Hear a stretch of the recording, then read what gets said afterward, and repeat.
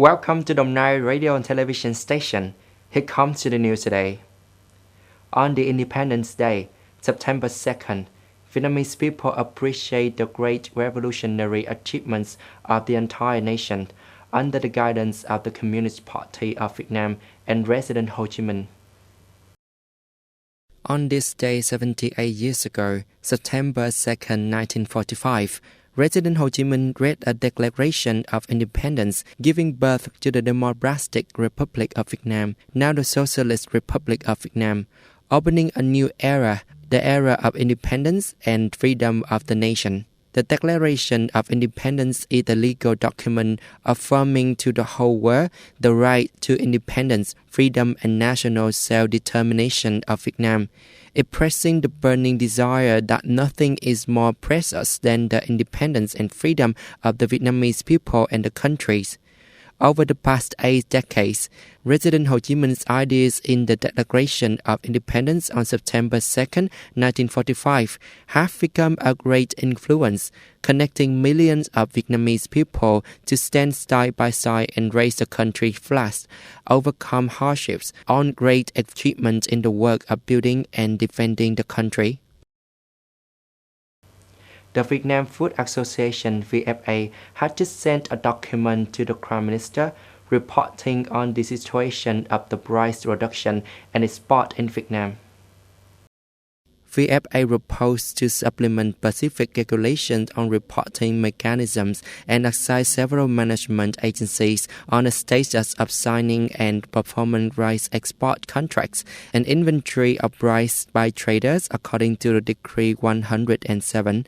In addition, it is proposed to add a mechanism to regular rice export prices to ensure efficiency for rice farmers and ensure healthy competition among rice exporters. VFA also recommends a strict management mechanism for the input of the agricultural production to ensure the quality of output rice. Responding to the 78th anniversary of the August Revolution and Independence Day, September 2nd, in Hanoi, the program Áo Dài Connecting Hanoi Tourism and Heritage took place for the first time.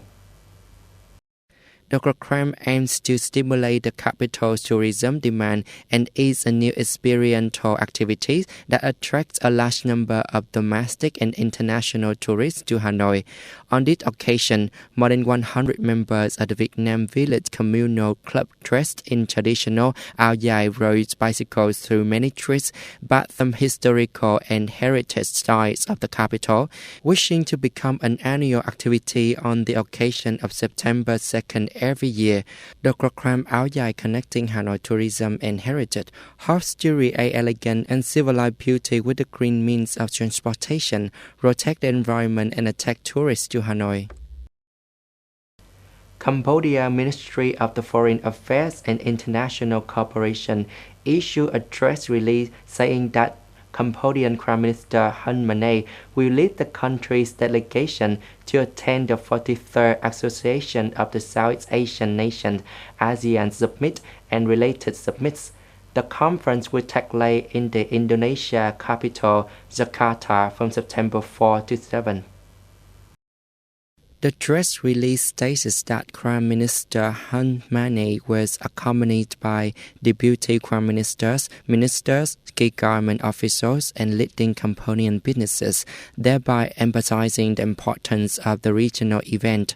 The summit with the theme ASEAN Issues Growth Hub will focus on promoting the ASEAN Community Vision 2025. During his visit to Indonesia, Mr. Hun Manet will meet the President Joko Widodo of the whole country. He is also expected to participate in bilateral dialogues with ASEAN's leaders as well as other world leaders. President Joe Biden traveled to Florida on September 2nd to survey the destruction from the Hurricane Idalia and comfort victims of the storm. Mr. Biden flew around Florida, receiving briefings from local officials. Speaking in a live oak, a hard-hit time, Mr. Biden said he could not help but recognize that the climate change was happening. During this visit, Mr. Biden also praised Florida Governor Ron DeSantis and did not show any disappointment by the governor's absence when he visited Florida. Mr. DeSantis is currently running to represent the Republican Party, who will become Mr. Biden's opponents in the U.S. presidential election next year. This is the end of our news today. Thanks for watching. Have a good time. Goodbye.